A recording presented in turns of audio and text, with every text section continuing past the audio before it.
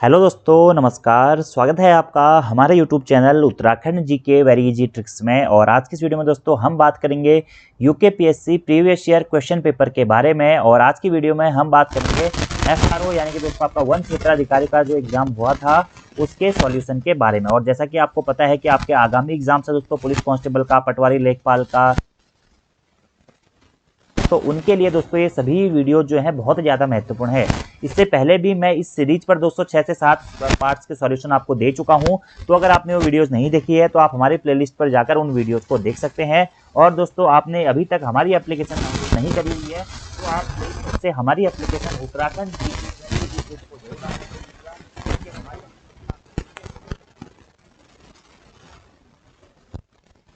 Free practice set सभी चीज़ें वहां पर आपको अवेलेबल हो जाती हैं। और वीडियो पसंद आती है तो वीडियो को लाइक जरूर करें, कमेंट जरूर करें, अपने दोस्तों के साथ में भी जरूर शेयर करें। और आज बात करेंगे हम दोस्तों एफआरओ का प्री एग्जाम पेपर जो कि 28 नवंबर 2021 को हुआ था। यूकेपीएससी के द्वारा यह एग्जाम पेपर कराया गया था। और ये जो प्रश्न है दोस्तों बहुत अच्छे लेवल के प्रश्न है, एग्जाम में बार बार यह प्रश्न पूछे जाते हैं, इसलिए आपको ये सभी प्रश्न दोस्तों याद करने हैं। डायरेक्टली रट्टा मार लो आप भले ही, लेकिन यहाँ से प्रश्न बनने के चांसेस रहते हैं। आगामी एग्जाम्स में भी आपके ऐसे ही प्रश्न आएंगे, सभी प्रश्न ये एग्जाम में आए हुए हैं। चलिए शुरू करते हैं दोस्तों आज के इस वीडियो को। आज का हमारा पहला प्रश्न है, राज्यसभा के सदस्य की अवधि मतलब कितनी अवधि के लिए चुने जाते हैं दोस्तों? वह 6 वर्ष की अवधि हेतु चुने जाते हैं। कितने वर्ष की? 6 वर्ष की अवधि हेतु चुने जाते हैं। जबकि जो लोकसभा के हैं, ऐसी दोस्तों एक और चीज याद रखनी है, जो विधानसभा के सदस्य होते हैं, विधानसभा के सदस्य भी 5 वर्ष हेतु चुने जाते हैं। और जो विधान परिषद के सदस्य होते हैं वह 6 वर्ष हेतु चुने जाते हैं। अगला प्रश्न है, निम्न में से भारतीय संविधान का कौन सा अनुच्छेद वयस्क मताधिकार से संबंधित है? तो वयस्क मताधिकार से दोस्तों संबंधित है अनुच्छेद 326। दोस्तों आपका क्या है? वयस्क मताधिकार से संबंधित अनुच्छेद है क्या? अनुच्छेद 326, ठीक है। और अनुच्छेद 324 दोस्तों आपको बताया है निर्वाचन आयोग से संबंधित है, ठीक है। भारत के निर्वाचन आयोग के बारे में 324 में बताया गया है, लेकिन आंसर हो जाएगा वयस्क मताधिकार पूछा गया दोस्तों, तो आर्टिकल 326। अगला प्रश्न है, भारत के सर्वोच्च न्यायालय द्वारा निम्न में से कौन सा आदेश अवैध रूप से निरोध किए जाने के मामले में जारी किया जाता है? तो भारत के सर्वोच्च न्यायालय द्वारा दोस्तों इनमें से जो बंदी प्रोटेक्शन आदेश है यह अवैध रूप से निरोध किए जाने के मामले में जारी किया जाता है। और दोस्तों आपको एक चीज याद रखनी है, आर्टिकल 32 दोस्तों आपको कंप्लीटली याद रखना है, जिसे संवैधानिक उपचारों का अधिकार नाम से जाना जाता है, मौलिक अधिकारों में सबसे प्रमुख मौलिक अधिकार के रूप में जाना जाता है। और इसी के साथ साथ जो भीमराव अंबेडकर है उन्होंने भारतीय संविधान के आर्टिकल 32 को संविधान का हृदय कहकर भी संबोधित किया था, या संविधान की आत्मा कहकर भी संबोधित किया था। आर्टिकल 32 के तहत दोस्तों 5 प्रकार की रिटें दायर की जाती हैं। एक है बंदी प्रत्यक्षीकरण, दूसरा है परमादेश, तीसरा है प्रतिषेध, चौथा है अधिकार परीक्षा, और 5वां एक होता है दोस्तों क्या? उत्प्रेषण। और यहाँ पर प्रश्न आपका पूछा गया है कि कौन सा आदेश अवैध रूप से निरोध किए जाने के मामले में जारी किया जाता है? तो वह किया जाता है बंदी प्रत्यक्षीकरण आदेश, ठीक है। अधिकार परीक्षा में पूछा जाता है कि आप किस अधिकार से अपने पद पर बैठे हुए हैं। परमादेश में आदेश दिया जाता है कि आप इस मामले को ऐसे निपटाएं। ये गया प्रतिषेध में अगर कोई ऐसा मामला है जो हाई कोर्ट के अधिकार क्षेत्र या किसी कोर्ट के अधिकार क्षेत्र में नहीं है तो ऐसा कहा जाता है कि आप इस आपके कार्य क्षेत्र से या बाहर है, ठीक है। उत्प्रेषण में क्या होता है कि अपनी ओर उत्प्रेषित करके मंगाया जाता है। तो ये जो 5 के 5 रिटें हैं आपको अच्छी तरीके से दोस्तों पढ़ लेनी है, एक प्रश्न एग्जाम में जरूर आपको देखने को मिलेगा। अगला प्रश्न है, भारतीय संविधान की 11वीं अनुसूची के अंतर्गत पंचायतों के लिए कितने विषय सूचीबद्ध किए गए हैं? तो भारतीय संविधान की 11वीं अनुसूची के अंतर्गत दोस्तों पंचायतों के लिए आपका 29 विषय क्या किए जाते हैं? सूचीबद्ध किए जाते हैं। यानी कि आपको पता है दोस्तों हमारी जो अनुसूचियों की संख्या कुल कितनी है? 12 कुल अनुसूचियां हैं, जिसमें से 8 जो अनुसूचियां थी वह मूल संविधान में थी, उसके बाद में 4 अनुसूचियां बाद में जोड़ी गई थी। इसमें से जो दोस्तों 11वीं अनुसूची है वह पंचायती राज से संबंधित अनुसूची है, जिसे 73वें संविधान संशोधन 1992 के द्वारा लागू किया गया था, ठीक है। उसके बाद में एट लास्ट में दोस्तों 24 अप्रैल 1993 से यह अनुसूची हमारी लागू हुई थी, और इसी कारण 24 अप्रैल को पंचायती राज दिवस भी मनाया जाता है। तो पंचायती राज में या अनुसूची 11 में पंचायतों के लिए कितने विषय हैं? 29 विषय हैं, ठीक है। इसके बाद में दोस्तों हमारी अनुसूची 12 आती है। अनुसूची 12 नगर निकायों से संबंधित है, जो कि 74वें संविधान संशोधन 1992 द्वारा इसे लागू किया गया था। और 12वीं अनुसूची में विषयों की कुल संख्या कितनी है? 18 कुल विषयों की दोस्तों संख्या है। अब देखिए दोस्तों यही जो क्वेश्चन है ना, इससे पहले मैंने जो आपको पार्ट बताए हैं वहां पर भी करवाए हुए हैं, ठीक है। तो याद रखना है 11वीं अनुसूची पंचायती राज से संबंधित है, 12वीं अनुसूची नगर निकाय प्रणाली से संबंधित है जिसमें 18 विषय हैं, 10वीं अनुसूची दल बदल अधिनियम से संबंधित है, ठीक है। और 9वीं अनुसूची हमारी जो थी वह थी भूमि कानून से संबंधित थी, ठीक है। ये सारे प्रश्न दोस्तों आपको याद रखने हैं। अगले प्रश्न की यह भूमि सुधार से संबंधित है। अगला प्रश्न है, राज्य लोक सेवा आयोग के अध्यक्ष की नियुक्ति किसके द्वारा की जाती है? तो राज्य लोक सेवा आयोग की जो अध्यक्ष की नियुक्ति है दोस्तों, वह राज्य के राज्यपाल के द्वारा की जाती है। अगर आपसे प्रश्न पूछा था कि राज्य लोक सेवा आयोग के अध्यक्ष को हटाया किसके द्वारा हटाया जा सकता है, तो राष्ट्रपति के द्वारा हटाया जा सकता है। ठीक है, तो अध्यक्ष की नियुक्ति तो कौन करता है? यूकेपीएससी का अध्यक्ष की नियुक्ति कौन करेगा? राज्यों के लोक सेवा आयोग के अध्यक्ष की नियुक्ति कौन करेगा? राज्य का राज्यपाल करेगा। लेकिन अगर उसे पद से हटाना है तो पद से कौन हटाएगा? वो हटाएगा भारत का राष्ट्रपति। अच्छा, यह प्रश्न है। अगला प्रश्न है, निम्न में से भारतीय संविधान का कौन सा भाग अंतर्राष्ट्रीय शांति और सुरक्षा की अभिवृद्धि के लिए राज्य के उत्तरदायित्व का वर्णन करता है? तो भारतीय संविधान का दोस्तों रोज राज्य के नीति निर्देशक तत्व जो है या नीति निर्देशक सिद्धांत डीपीएसपी जो है, वह अंतर्राष्ट्रीय शांति और सुरक्षा की अभिवृद्धि के लिए राज्य के उत्तरदायित्व का वर्णन करता है। यानी कि राज्य के उत्तरदायित्व का वर्णन किसमें किया गया है? राज्य के नीति निर्देशक तत्वों में किया गया है, जो कि भारतीय संविधान के भाग 4 के अंतर्गत आते हैं और आर्टिकल 36 से लेकर 51 तक दोस्तों हमारा राज्य के नीति निर्देशक तत्वों के अंतर्गत आता है। मौलिक अधिकार दोस्तों भाग 3 में आते हैं और आर्टिकल 12 से लेकर 35 तक मौलिक अधिकारों का वर्णन है। मौलिक कर्तव्य दोस्तों भाग 4 क में आते हैं और 51A में दोस्तों हमारे मौलिक कर्तव्य हैं। कुल मौलिक कर्तव्यों की संख्या है 11, जिसमें 11वां मौलिक कर्तव्य 86वें संविधान संशोधन 2002 द्वारा जोड़ा गया था। ठीक है, बाकी संविधान की प्रस्तावना तो आपको बताइए। अगला प्रश्न है, भारत के राष्ट्रपति के विरुद्ध महाभियोग प्रस्ताव पर संसद के किसी सदन के कितने सदस्यों के हस्ताक्षर आवश्यक है? तो महाभियोग का जो प्रस्ताव होता है दोस्तों, इस पर संसद के किसी भी सदन के एक चौथाई सदस्यों के दोस्तों क्या है आपके हस्ताक्षर आवश्यक होते हैं। क्या? एक चौथाई सदस्यों के हस्ताक्षर आवश्यक होते हैं। ठीक है, और अगर इसी महाभियोग प्रस्ताव को अगर दोस्तों पास करना है या पारित करना है तो इसके लिए कितने सदस्यों के हस्ताक्षर आवश्यक हैं? फिर दोस्तों 2/3 सदस्यों के हस्ताक्षर आवश्यक होते हैं। लेकिन यहाँ पर प्रस्ताव पर संसद के किसी भी सदन में जो प्रस्ताव कितने हस्ताक्षरों पर प्रस्ताव रखा जा सकता है महाभियोग प्रस्ताव राष्ट्रपति के खिलाफ, तो वह 1/4 सदस्यों पर, और यह पास कितने सदस्यों पे होता है? तो 2/3 सदस्यों पर दोस्तों यह महाभियोग प्रस्ताव पास हो जाता है। और राष्ट्रपति के ऊपर महाभियोग के बारे में हम आर्टिकल 61 में पढ़ते हैं। अगला प्रश्न है, पंचायती राज के संबंधित निम्नलिखित समितियों को कालानुसार व्यवस्थित कीजिए। ठीक है, अब देखिए दोस्तों यहाँ पे क्या है, GV.K. राव समिति, LM सिंघवी समिति, बलवंत राय मेहता समिति और अशोक मेहता समिति। देखिए जिसमें से सबसे पहले जो समिति बनी थी दोस्तों वो थी बलवंत राय मेहता समिति। 1957 में बलवंत राय मेहता समिति को बनाया गया था। ठीक है, अशोक मेहता समिति दोस्तों यह भी पंचायती राज से संबंधित है। इसका गठन 1977 या 78 में हुआ था। अलग अलग किताबों में आपको अलग अलग मिलेगा। GV.K. राव समिति का गठन दोस्तों 1985 में होता है और LM सिंघवी समिति का गठन दोस्तों आपका 1986 में होता है। ठीक है, तो यहाँ पर प्रश्न पूछा गया है कि कालक्रमानुसार इनको व्यवस्थित आपको करना है। तो इसमें से दोस्तों देखिए ऑप्शन होगा ऑप्शन नंबर सी 3, 4, 1, 2, यानी कि सबसे पहले बलवंत राय मेहता समिति का गठन हुआ था 1957 में, उसके बाद में अशोक मेहता समिति का गठन हुआ था 1977 में, उसके बाद में GV.K. राव समिति का गठन हुआ था 1985 में और फिर LM सिंघवी समिति का गठन हुआ था 1986 में। और ये सभी समितियां दोस्तों पंचायती राज से संबंधित समितियां हैं, जिसमें सबसे महत्वपूर्ण जो समिति मानी जाती है वो है बलवंत राय मेहता समिति, जिसने त्रिस्तरीय पंचायती राज व्यवस्था का सुझाव दिया था। अगला प्रश्न है, निम्न में से भारतीय संविधान का कौन सा अनुच्छेद राज्यपाल को अध्यादेश जारी करने की शक्ति प्रदान करता है? तो राज्यपाल को अध्यादेश जारी करने की शक्ति दोस्तों प्रदान करता है हमारा आर्टिकल 213। कौन सा? आर्टिकल 213। और वहीं राष्ट्रपति को दोस्तों अध्यादेश जारी करने की शक्ति कौन सा अनुच्छेद प्रदान करता है? तो राष्ट्रपति को अध्यादेश जारी करने की शक्ति आर्टिकल 123 प्रदान करता है। आर्टिकल 123, ये भी आपको याद रखना है। अगले प्रश्न की बात करते हैं, निम्नलिखित में से किस संविधान संशोधन अधिनियम द्वारा भारतीय संविधान की प्रस्तावना में संशोधन किया गया था? तो भारतीय संविधान की प्रस्तावना में दोस्तों आज तक एक ही बार संशोधन हुआ है, जो कि हुआ था कब? 42वें संविधान संशोधन अधिनियम के द्वारा। तो 42वें संविधान संशोधन अधिनियम 1976 के द्वारा दोस्तों भारतीय संविधान की प्रस्तावना में संशोधन किया गया था और इसमें 3 शब्द जोड़े गए थे दोस्तों, SPA यानी कि समाजवाद, पंथनिरपेक्षता और अखंडता। समाजवाद, पंथनिरपेक्षता और अखंडता। पंथनिरपेक्षता को कभी कभी धर्मनिरपेक्षता भी कहते हैं। तो ये 3 शब्द दोस्तों जोड़े गए थे भारतीय संविधान की प्रस्तावना में 42वें संविधान संशोधन 1976 के द्वारा। और इसी में दोस्तों हमारी संविधान की प्रस्तावना में संशोधन किया था, एकमात्र दोस्तों यह संशोधन था। ठीक है, आपको यह याद रखना है। अगले दोस्तों प्रश्न की बात करते हैं। अगला हमारा प्रश्न है, भारतीय संविधान में विधि का शासन निम्न में से किस अनुच्छेद में निहित है? तो भारतीय संविधान में विधि का जो शासन है दोस्तों वह अनुच्छेद 14 में निहित है। अनुच्छेद 14 से लेकर 18 तक दोस्तों हमारा मतलब 12 से लेकर 35 तक कुल मौलिक अधिकार हैं भाग 3 में, जिसमें अनुच्छेद 14 से लेकर अनुच्छेद 18 तक दोस्तों हमारा समानता के अधिकार का वर्णन किया गया है। जिसमें अनुच्छेद 14 में दोस्तों विधि का शासन क्या है? विधि का शासन कब निहित है, ठीक है। और अनुच्छेद 14 को ही दोस्तों समानता का अधिकार भी कहते हैं, तो अनुच्छेद 14 आपका सही आंसर हो जाएगा, ठीक है। अनुच्छेद 13 में क्या है दोस्तों, अनुच्छेद 13 में है न्यायिक पुनर्वालोकन। न्यायिक पुनर्वालोकन किसके अंतर्गत आता है, अनुच्छेद 13 के अंतर्गत आता है, ये भी आपको याद रखना है, ठीक है।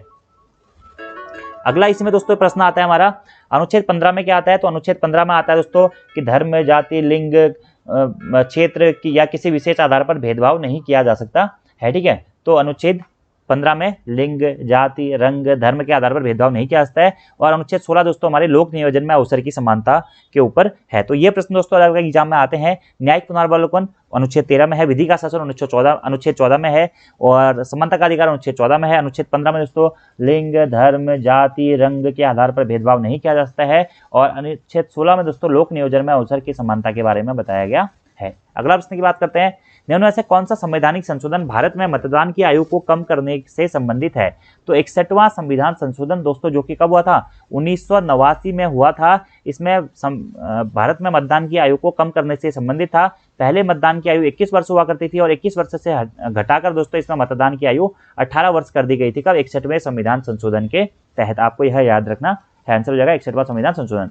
71वां संविधान संशोधन दोस्तों यह आपको बताइए कि हमारा अनुसूची 8 से संबंधित है। अनुसूची 8 में जो 22 भाषाएं हैं उसमें लास्ट की जो 3 भाषाएं हैं, नेपाली, मणिपुरी और कोंकणी यानी कि नमक, ये 3 भाषाएं दोस्तों हमारा 71वें संविधान संशोधन 1992 के द्वारा जोड़ी गई थी। आपको याद रखना है, आंसर हो जाएगा 61वां संविधान संशोधन। अगला प्रश्न है, भारत में मरुस्थल वृक्षारोपण एवं अनुसंधान केंद्र कहाँ स्थित है। तो भारत में मरुस्थल वृक्षारोपण एवं अनुसंधान केंद्र दोस्तों स्थित है कहाँ पे, जोधपुर में यह स्थित है। अगले प्रश्न की बात करते हैं, भारत में निम्नलिखित राज्यों में से कौन अभ्रक का सबसे बड़ा उत्पादक है। तो अभ्रक का सबसे बड़ा उत्पादक राज्य है दोस्तों हमारा क्या, आंध्र प्रदेश। कौन सा है, आंध्र प्रदेश है। अगले प्रश्न की बात करते हैं, निम्नलिखित वर्षों में से किसमें राज्य पुनर्गठन आयोग की स्थापना की गई थी। ठीक है, तो राज्य पुनर्गठन आयोग की स्थापना हुई थी कब, 1953 में दोस्तों। और डेट याद रखनी है आपको, 22 दिसंबर 1953 को दोस्तों राज्य पुनर्गठन आयोग की स्थापना हुई थी कब, 22 दिसंबर 1953 को। ठीक है, अब यहीं से दोस्तों एक प्रश्न कभी कभी पूछाता है कि राज्य पुनर्गठन अधिनियम कब लाया गया था। तो राज्य पुनर्गठन अधिनियम दोस्तों 1956 में लाया गया था। ठीक है, या भाषा के आधार पर राज्यों का पुनर्गठन कब किया गया था, या राज्य पुनर्गठन अधिनियम कब लाया गया था, वह 1956 में लाया गया था। और यहाँ पर प्रश्न है राज्य पुनर्गठन आयोग की स्थापना कब हुई थी, तो हुई थी 22 दिसंबर 1953 को।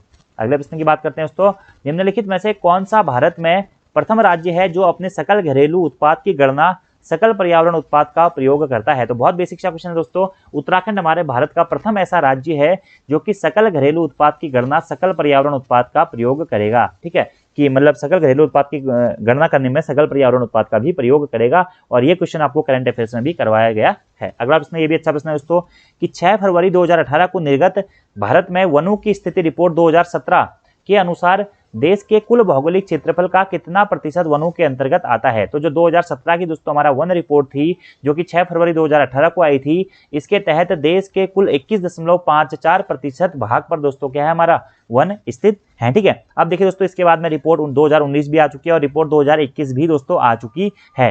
तो अब आप लोगों का एक क्वेश्चन है कि 2021 की जो रिपोर्ट आई है, वनों की स्थिति रिपोर्ट 2021, उसके अनुसार देश में कुल भौगोलिक क्षेत्रफल का कितना प्रतिशत वनों के अंतर्गत आता है और उत्तराखंड का कितना प्रतिशत भौगोलिक क्षेत्रफल वनों के अंतर्गत आता है, ये आपको कमेंट बॉक्स में बताना है। अगला प्रश्न है, वर्ष 2011 की जनगणना के अनुसार भारत के निम्नलिखित राज्यों में से किसमें अनुसूचित जातियों की जनसंख्या नहीं पाई जाती है। तो अनुसूचित जातियों की जनसंख्या दोस्तों नागालैंड में नहीं पाई जाती है। नागालैंड में कोई भी अनुसूचित जाति नहीं रहती है, जनजातियां रहती हैं टोटल। ठीक है, जबकि सिक्किम, अरुणाचल प्रदेश और गोवा में अनुसूचित जाति की संख्या पाई जाती है। अच्छे लेवल का दोस्तों यह प्रश्न है। अगला प्रश्न है दोस्तों, भारत में जनसंख्या विस्फोट संबंध है, किससे संबंध है जनसंख्या विस्फोट दोस्तों, उच्च जन्म दर तथा निम्न मृत्यु दर से। उच्च जन्म दर तथा उच्च मृत्यु दर से देखिए जनसंख्या वृद्धि कब होगी दोस्तों, कि जब जन्म दर उच्च हो जाएगी और मृत्यु दर क्या होगी, निम्न होगी। तो जनसंख्या विस्फोट किससे संबंधित है, उच्च जन्म दर और निम्न मृत्यु दर से। अगले प्रश्न की बात करते हैं, भारत की समुद्री तटरेखा की कुल लंबाई कितनी है दोस्तों। तो भारत की समुद्री तटरेखा की कुल लंबाई है 7516.6 किलोमीटर, जबकि स्थलीय सीमा की कुल लंबाई पूछेगा तो वह है 15,200 किलोमीटर। ठीक है, तो कुल समुद्री सीमा या समुद्री तटरेखा सीमा की कुल लंबाई कितनी है, 7516 किलोमीटर है। अगला प्रश्न है, भारत का सबसे बड़ा कोयला क्षेत्र कौन सा है, रानीगंज, बोकारो, झरिया या फिर गिरिडीह। तो ये सभी दोस्तों आपके कोयला क्षेत्र हैं। ठीक है, कोयले के भंडार यहाँ पे अधिकतम मात्रा में पाए जाते हैं। इसमें से दोस्तों सर्वाधिक जो सबसे बड़ा कोयला क्षेत्र है वो है रानीगंज। ठीक है, और ये पश्चिम बंगाल और झारखंड की सीमा पर दोस्तों यह हमारा रानीगंज स्थित है। जहां पर भारत का सबसे बड़ा कोयला क्षेत्र स्थित है। अब दोस्तों यहां से एक प्रश्न और आता है कि कोयला उत्पादन में प्रथम राज्य कौन सा है? तो कोयला उत्पादन में प्रथम हमारा राज्य है दोस्तों कौन सा? छत्तीसगढ़। छत्तीसगढ़ कोयला उत्पादन में सबसे प्रथम राज्य है। दूसरे नंबर पे है झारखंड। अगले प्रश्न की बात करते हैं।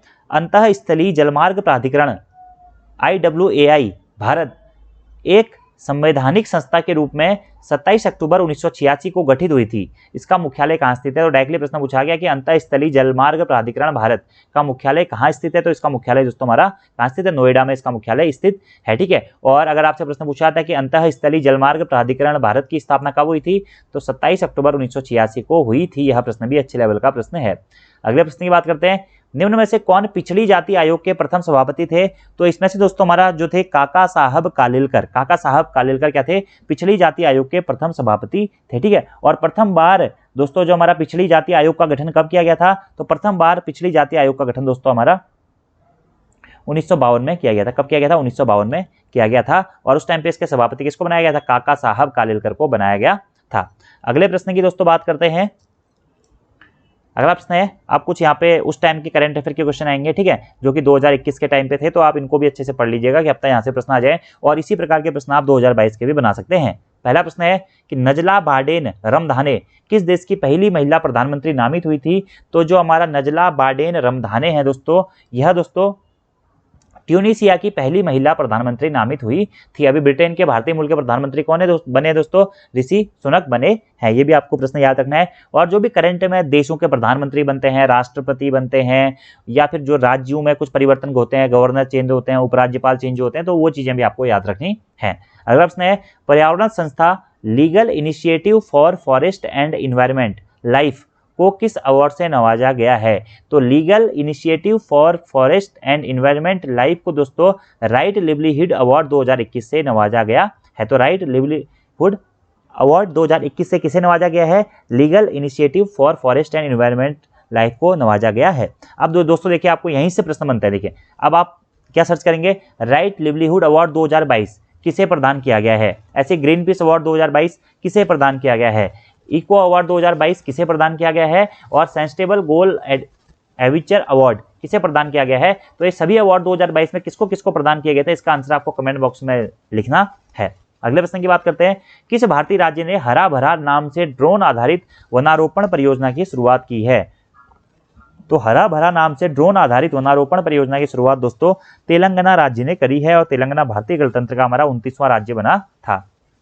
अगला प्रश्न है, विश्व डाक टिकट प्रदर्शनी फिलनिपॉप 2021 कहाँ आयोजित की गई थी? तो विश्व डाक टिकट प्रदर्शनी फिलनिपॉप 2021 दोस्तों आयोजित की गई थी। कहाँ पे? जापान में। ये उस टाइम के करंट अफेयर के क्वेश्चन है सारे। अगला प्रश्न दोस्तों अच्छा क्वेश्चन है कि विश्व बौद्धिक संपदा संगठन द्वारा लॉन्च किए गए ग्लोबल इनोवेशन इंडेक्स 2021 में भारत की रैंक क्या है? तो जो विश्व बौद्धिक संपदा संगठन द्वारा दोस्तों ग्लोबल इनोवेशन इंडेक्स 2021 की रैंक जारी की गई थी, उसमें भारत का स्थान था कितना? 46वां। और दोस्तों 2022 का जो ग्लोबल इनोवेशन इंडेक्स आया हुआ है, इसमें भारत की रैंक कितनी है? इसमें भारत की रैंक है दोस्तों कितनी? 40। और यह आपको अब याद रखना है कि बौद्धिक संपदा संगठन द्वारा लॉन्च किए गए ग्लोबल इनोवेशन इंडेक्स 2022 में भारत की रैंक क्या है दोस्तों? 40 है। अगले प्रश्न की बात करते हैं। FSSAI के तीसरे राज्य खाद्य सुरक्षा सूचकांक में कौन सा भारतीय राज्य शीर्ष पर है? तो FSSAI के तीसरे खाद्य सुरक्षा सूचकांक में दोस्तों हमारा गुजरात राज्य क्या था? शीर्ष पर है। ठीक है। अगला प्रश्न है, ई वेस्ट से निपटने के लिए IIT मद्रास द्वारा विकसित एक ऑनलाइन प्लेटफॉर्म का नाम क्या था? तो ई वेस्ट से निपटने के लिए IIT मद्रास द्वारा विकसित जो एक ऑनलाइन प्लेटफॉर्म था, इसका नाम था दोस्तों क्या आपका? ई सोर्स। क्या था? ई सोर्स था। अगला प्रश्न है, भारतीय रिजर्व बैंक द्वारा शुरू किया गया FI इंडेक्स किससे संबंधित है? तो भारतीय रिजर्व बैंक द्वारा शुरू किया गया FI इंडेक्स दोस्तों संबंधित है आपका क्या? किससे? यह है फाइनेंशियल इंक्लूजन से। फाइनेंशियल इंक्लूजन से संबंधित है FI इंडेक्स। अगला प्रश्न है दोस्तों, निम्न में से कौन 100% कोविड-19 टीकाकरण लक्ष्य प्राप्त करने वाला पहला शहर बना है? तो भुवनेश्वर दोस्तों 100% कोविड-19 टीकाकरण लक्ष्य प्राप्त करने वाला पहला शहर बना था। कौन सा? भुवनेश्वर। अगले प्रश्न की दोस्तों बात करते हैं। सुनील लुल्ला के इस्तीफे के बाद broadcast audience research council BARC का नया CEO किसे नियुक्त किया गया है? तो ये भी उस टाइम के करंट अफेयर का क्वेश्चन था दोस्तों। किसे? नकुल चोपड़ा को नियुक्त किया गया था। अगला प्रश्न है, कारीगरों को सशक्त बनाने और हस्तशिल्प के क्षेत्र को मजबूत करने के लिए किस संगठन ने एक online portal my E hot launch किया है। तो कारीगरों को सशक्त बनाने और हस्तशिल्प के क्षेत्र को मजबूत करने के लिए दोस्तों एक online portal my E hot किसके द्वारा लॉन्च किया गया है? ये लॉन्च किया गया दोस्तों क्या HCL फाउंडेशन के द्वारा। ये भी करंट अफेयर का क्वेश्चन था। अगला प्रश्न है, जून 2021 में माइक्रोसॉफ्ट के अध्यक्ष के रूप में किसे नियुक्त किया गया था? तो सत्या नडेला दोस्तों क्या है? माइक्रोसॉफ्ट के अध्यक्ष हैं, आपको याद रखना है, वर्तमान में भी यही है। ठीक है, अगला प्रश्न है, भारत का सबसे बड़ा तैरता सौर ऊर्जा संयंत्र किस राज्य में स्थापित किया गया है? तो भारत का सबसे बड़ा तैरता ऊर्जा सौर संयंत्र दोस्तों स्थापित किया गया आपका कौन से राज्य में? आंध्र प्रदेश में। ठीक है, अगले प्रश्न की बात करते हैं, भारत रत्न से सम्मानित उत्तराखंड की एकमात्र विभूति का नाम बताइए। तो भारत रत्न से सम्मानित उत्तराखंड की एकमात्र विभूति है दोस्तों कौन? गोविंद बल्लभ पंत जी। ठीक है, कौन है? गोविंद बल्लभ पंत जी, जिन्हें लोक रत्न पंत के नाम से भी कभी कभी जाना जाता है। ठीक है, और कब मिला था इन्हें दोस्तों? भारत रत्न 1957 में इन्हें भारत रत्न से सम्मानित किया गया था। अगला प्रश्न है, टिहरी रियासत का भारतीय संघ में विलीनीकरण वर्ष या टिहरी रियासत का भारतीय संघ में दोस्तों विलय कब हुआ था? तो 1 अगस्त 1949 को दोस्तों टिहरी रियासत का भारतीय संघ में विलय हुआ था। भारतीय गणतंत्र के 28वें संयुक्त प्रांत अवध के 28वें जनपद के रूप में। ठीक है, 28वें या हाँ शायद 28वें जनपद के रूप में हुआ था। तो याद रखना है, टिहरी रियासत का भारतीय संघ में विलय कब हुआ था दोस्तों? 1 अगस्त 1949 को हुआ था। और टिहरी जनपद की स्थापना भी कब हुई थी? 1 अगस्त 1949 को ही टिहरी जनपद की भी स्थापना हुई थी, आपको याद रखना है। अगला प्रश्न है, उत्तराखंड की सबसे लंबी नदी कौन सी है? तो उत्तराखंड की दोस्तों सबसे लंबी नदी कौन सी है?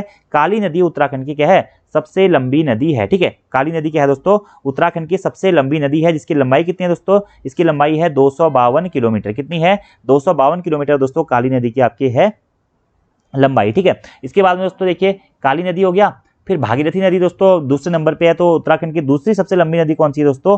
वो है आपका भागीरथी नदी, जिसकी लंबाई कितनी है? 205 किलोमीटर है। इसकी लंबाई है 205 किलोमीटर और काली की लंबाई है 252 किलोमीटर। ठीक है, बाकी सरयू नदी की तो दोस्तों लंबाई कम ही है। सरयू नदी की लंबाई है 146 किलोमीटर और कोसी नदी की जो आपकी लंबाई है वो है 168 किलोमीटर। और एक और नदी आपको जो याद रखनी है, तीसरे नंबर की नदी है अलकनंदा नदी। अलकनंदा नदी की लंबाई है 195 किलोमीटर। ठीक है, और दोस्तों इसके ऊपर मैंने वीडियो बनाया हुआ है, उत्तराखंड के नदी तंत्र के ऊपर एक मैराथन क्लास मैंने बनाई हुई है, 2 से ढाई घंटे की आपकी वो क्लास है। तो आप उस क्लास को जरूर देख लीजिएगा कि कौन सी नदी का उद्गम कहाँ से होता है। तो जो काली नदी का उद्गम दोस्तों होता है वह लिपुलेख दर्रे से होता है, आपको याद रखना है। लिपुलेख दर्रे से ही के पास में ही जैक्सस श्रेणी के पास में एक कालापानी व्यास नामक स्थान है, वहां से दोस्तों हमारा क्या होता है? काली नदी का उद्गम माना जाता है। ठीक है, और यह टनकपुर तक बहती है। ठीक है, ऐसे ही दोस्तों भागीरथी नदी का उद्गम गंगोत्री स्थित गौमुख नामक स्थान से होता है, गंगोत्री ग्लेशियर के गौमुख से।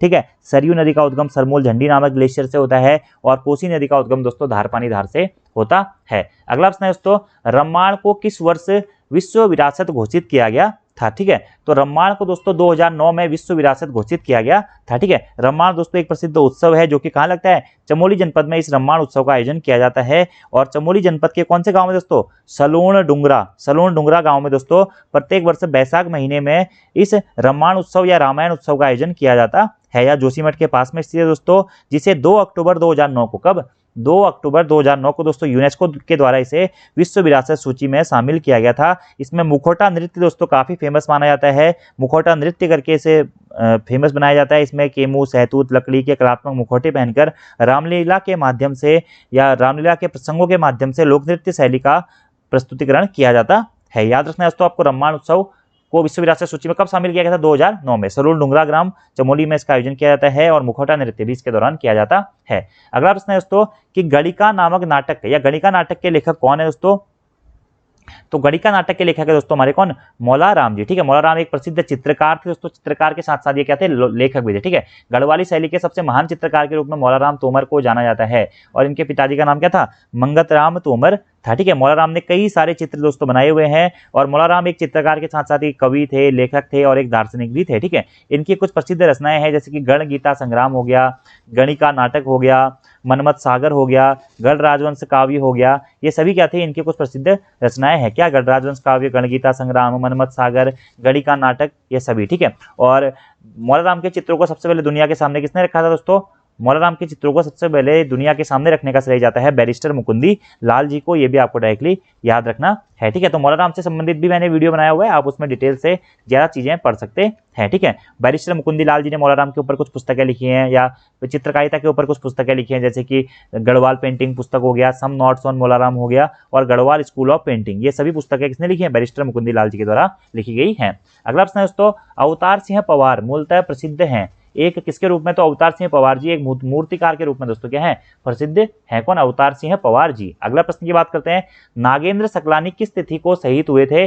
तो नागेंद्र सकलानी दोस्तों आपको पता ही है, टिहरी रियासत या टिहरी राज्य के प्रसिद्ध सूत्रधार के रूप में दोस्तों नागेंद्र सकलानी जी को जाना जाता है, और यह 11 जनवरी 1948 को शहीद हुए थे। कब? 11 जनवरी 1948 को। ठीक है, सकलाना विद्रोह कब हुआ था दोस्तों? सकलाना विद्रोह हुआ था 1946-47 में, और 1947 के लास्ट में दोस्तों हमारा यह विद्रोह बहुत ही मतलब बहुत तीव्र विद्रोह हो गया था। इसके बाद में दोस्तों इसी विद्रोह के बाद में दिसंबर 1947 के बाद में 11 जनवरी 1948 को नागेंद्र सकलानी जी शहीद हो गए थे। ठीक है, याद रखना आपको, इनकी स्मृति में दोस्तों मेला भी लगता है, नागेंद्र शहीद मेला या शहीद नागेंद्र सकलानी मेले का आयोजन भी किया जाता है। ठीक है, टिहरी गढ़वाल में। ठीक है, और टिहरी राज्य के प्रसिद्ध सूत्रधार के रूप में इनको जाना जाता है। अगले प्रश्न की बात करते हैं दोस्तों कि इकोनॉमिस्ट इंटेलिजेंस यूनिट द्वारा जारी किए गए सुरक्षित शहरों के सूचकांक 2021 में किस शहर को दुनिया का सबसे सुरक्षित शहर घोषित किया गया है? तो इकोनॉमिस्ट इंटेलिजेंस यूनिट EIU द्वारा जारी किए गए सुरक्षित शहरों के सूचकांक 2021 में दोस्तों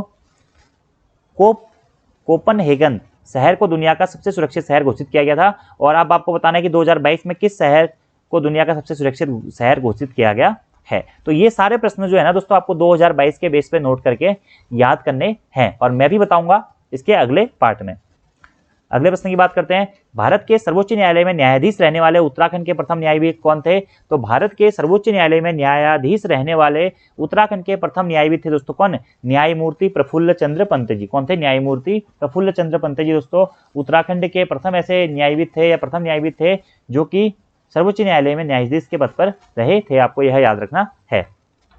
ठीक है, अगला एक प्रश्न आता है, वर्तमान में हमारे दोस्तों मतलब उत्तराखंड के मुख्य न्यायाधीश कौन है? उत्तराखंड के मुख्य न्यायाधीश कौन है? इसका आंसर आपको कमेंट बॉक्स में देना है। और अगर नहीं पता है तो फिर से कह रहा हूं, उत्तराखंड में कौन क्या है वाली एक वीडियो बनाई हुई है करंट अफेयर्स की, वह आप देख लीजिएगा। और भारत में भी दोस्तों हाल ही में हमारे मुख्य न्यायाधीश चेंज हुए हैं, चीफ जस्टिस ऑफ इंडिया नए बन गए हैं। कौन? हमारा चंद्रचूड़ जी। ठीक है, जो कि 50वें हमारे भारत के मुख्य न्यायाधीश बने हैं। और उत्तराखंड राज्य के मुख्य न्यायाधीश वर्तमान में कौन है आपको कमेंट बॉक्स में बताना है। अगला प्रश्न है, उत्तराखंड उच्च न्यायालय ने सबसे पहले किस नदी को जीवित प्राणी का दर्जा प्रदान किया था? ठीक है, तो उत्तराखंड उच्च न्यायालय यानी कि हाईकोर्ट के द्वारा दोस्तों गंगा नदी को क्या किया था? जीवित नदी या जीवित प्राणी का दर्जा प्रदान किया गया था। ठीक है, किसको? गंगा नदी को। ठीक है, याद रखना दोस्तों, बहुत महत्वपूर्ण ये आपका प्रश्न है, किस नदी को सबसे पहले जीवित नदी का दर्जा दिया गया था? गंगा नदी को। ठीक है, इसके बाद में दूसरी नदी कौन सी थी? यमुना नदी को दोस्तों फिर जीवित नदी का दर्जा दिया गया था। और गंगा नदी के जो उद्गम स्रोत है गंगोत्री ग्लेशियर को जीवित ग्लेशियर का दर्जा दिया गया था, और इसी के साथ साथ में यमुनोत्री ग्लेशियर को भी जीवित ग्लेशियर का दर्जा दिया गया था। ठीक है, तो ये क्वेश्चंस दोस्तों आपको याद रखने हैं। जीवित ग्लेशियर का दर्जा किसको दिया गया था? हमारा जीवित ग्लेशियर का दर्जा यह गंगोत्री ग्लेशियर और यमुनोत्री ग्लेशियर को दिया गया था। ठीक है, और किस नदी को जीवित नदी या जीवित प्राणी का दर्जा दिया गया था दोस्तों? वह है हमारे कौन सा नदी? वह है गंगा और यमुना नदी। सबसे पहले गंगा नदी को दिया गया था। ठीक है, और गंगा नदी को दोस्तों राष्ट्रीय नदी कब घोषित किया गया था? एक प्रश्न तो यही आता है, बहुत बार एग्जाम में दोस्तों पूछा जाता है। तो नवंबर 2008 में, 4 नवंबर 2008 को दोस्तों गंगा नदी को केंद्र सरकार के द्वारा राष्ट्रीय नदी घोषित किया गया था। बहुत अच्छा यह प्रश्न है दोस्तों। और गंगा नदी में रहने वाले डॉल्फिन जीव को दोस्तों आपका राष्ट्रीय नदी जीव घोषित किया गया था। ठीक है, आपको यह याद रखना है। और अच्छा दोस्तों यह आपका प्रश्न भी है। अगले प्रश्न की बात करते हैं, और ये जीवित नदी का या जीवित प्राणी का दर्जा दोस्तों कब दिया गया था? आई थिंक ये 2017 में दिया गया था। ठीक है, एक बार चेक कर लेना, 17 या 19 में से एक होगा।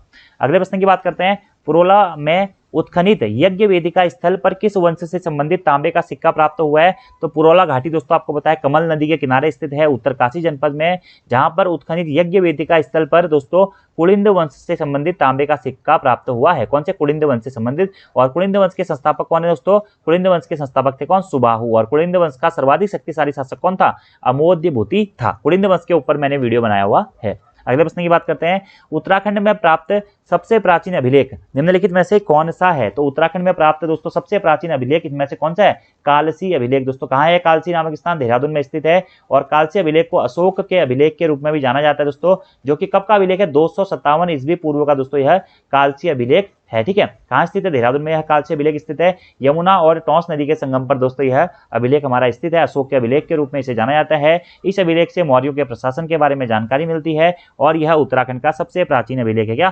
कालसी अभिलेख। यमुना और टॉन्स नदी के संगम पर स्थित है और इसमें हिंसा को त्यागने और अहिंसा को अपनाने की बात की गई है। कालसी अभिलेख की भाषा दोस्तों प्राकृत भाषा का इसमें प्रयोग किया गया है और ब्राह्मी लिपि का इसमें हमारा प्रयोग किया गया है। आपको यह याद रखना है। ठीक है, इसमें उत्तराखंड के निवासियों को पुलिंद कहा गया है और इस क्षेत्र को दोस्तों अपरांत कहकर संबोधित किया गया है। ठीक है, बैजनाथ दोस्तों बागेश्वर में स्थित है। पलेठी का सूर्य मंदिर दोस्तों आपका टिहरी में स्थित है। ठीक है, और पांडुकेश्वर दोस्तों आपका कहाँ स्थित है? यह भी पांडुकेश्वर चमोली जनपद में ही स्थित है। अगला प्रश्न है, उत्तराखंड के किस जनपद का भौगोलिक क्षेत्रफल सर्वाधिक है? तो उत्तराखंड का सर्वाधिक क्षेत्रफल वाला जनपद कौन सा है दोस्तों? चमोली जनपद। और सबसे कम क्षेत्रफल वाला जनपद कौन सा है? चंपावत जनपद है। उत्तराखंड का क्षेत्रफल है 53,483 किलोमीटर स्क्वायर। अगला प्रश्न है, पुरस्कृत फिल्म देवभूमि का निर्देशन किसने किया था? ठीक है, तो पुरस्कृत फिल्म जो थी दोस्तों देवभूमि, उसका सफल निर्देशन दोस्तों किसके द्वारा किया गया था? यह किया गया था दोस्तों गोरान पैस्केलेविच द्वारा। ठीक है, गोरान पैस्केलेविच द्वारा। ठीक है, अगला है दोस्तों, उत्तराखंड में विकास खंडों की कुल संख्या कितनी है? तो उत्तराखंड में विकास खंडों की कुल संख्या दोस्तों कितनी? 95 विकास खंड कितने हैं उत्तराखंड में? 95 विकास खंड है। अगला प्रश्न है, निम्न में से कौन एक खिलाड़ी उत्तराखंड से नहीं है? उत्तराखंड में तहसीलों की संख्या दोस्तों कितनी है? 110 है। ठीक है, उत्तराखंड में कौन एक खिलाड़ी उत्तराखंड से नहीं है? ललित उपाध्याय, जसपाल राणा, उन्मुक्त चंद या फिर ऋषभ पंत। तो इसमें से दोस्तों ललित उपाध्याय क्या है? उत्तराखंड के खिलाड़ी नहीं है, यह उत्तर प्रदेश के हैं। जबकि जसपाल राणा, उन्मुक्त चंद और ऋषभ पंत के हमारे उत्तराखंड से संबंधित हैं। उन्मुक्त चंद और ऋषभ पंत का संबंध क्रिकेट से है, जबकि जसपाल राणा का संबंध दोस्तों आपका शूटिंग या फिर तीरंदाजी से है। ठीक है, अगला प्रश्न है, निम्न में से कौन सा वन्यजीव विहार हिम तेंदुओं के संरक्षण हेतु प्रसिद्ध है? सोना नदी वन्यजीव विहार, गोविंद वन्यजीव विहार, बिंसर वन्यजीव विहार या फिर राजाजी वन्यजीव विहार। तो हिम तेंदुओं के संरक्षण हेतु प्रसिद्ध दोस्तों वन्यजीव विहार कौन सा है? गोविंद वन्यजीव विहार है। ठीक है, कौन सा है? गोविंद वन्यजीव विहार है। ठीक है, हिम तेंदुआ संरक्षण केंद्र भी कहाँ खोला गया दोस्तों? उत्तरकाशी जनपद में ही हिम तेंदुआ संरक्षण केंद्र भी खोला गया है। और हिम तेंदुओं के लिए प्रसिद्ध जो आपका वन्यजीव विहार है वो है गोविंद वन्यजीव विहार। इसकी स्थापना 1955 में हुई थी, यह उत्तरकाशी जनपद में स्थित है। ठीक है, सोना नदी वन्यजीव विहार दोस्तों कहाँ स्थित है? पौड़ी गढ़वाल जनपद में स्थित है। 1987 में इसकी स्थापना हुई थी। बिंसर वन्यजीव विहार दोस्तों कहाँ स्थित है? यह अल्मोड़ा में स्थित है। 1988 में इसकी स्थापना हुई थी। और राजाजी राष्ट्रीय उद्यान दोस्तों 1983 में इसकी स्थापना हुई थी। यह देहरादून, पौड़ी गढ़वाल और हरिद्वार जनपद में स्थित है। अगला है, हैली नेशनल पार्क की स्थापना कब हुई थी? या जिम कॉर्बेट नेशनल पार्क की स्थापना कब हुई थी दोस्तों? तो 1936 में दोस्तों जिम कॉर्बेट नेशनल पार्क या हैली राष्ट्रीय उद्यान की स्थापना हुई थी। इसका विस्तार मुख्यतः 2 जनपदों में पाया जाता है, पौड़ी गढ़वाल जनपद और नैनीताल जनपद। अगला प्रश्न है, निम्न में से किस ताल में मानव कंकाल पाए गए हैं? डोडी ताल, रूपकुंड ताल, हेमकुंड या नौकुचिया ताल। तो रूपकुंड में दोस्तों मानव कंकाल या कंकाली ताल के रूप में या मिस्ट्री लेक के रूप में दोस्तों रूपकुंड ताल को जाना जाता है, जो कि चमोली जनपद में स्थित है। ठीक है, डोडी ताल दोस्तों उत्तरकाशी जनपद में स्थित है।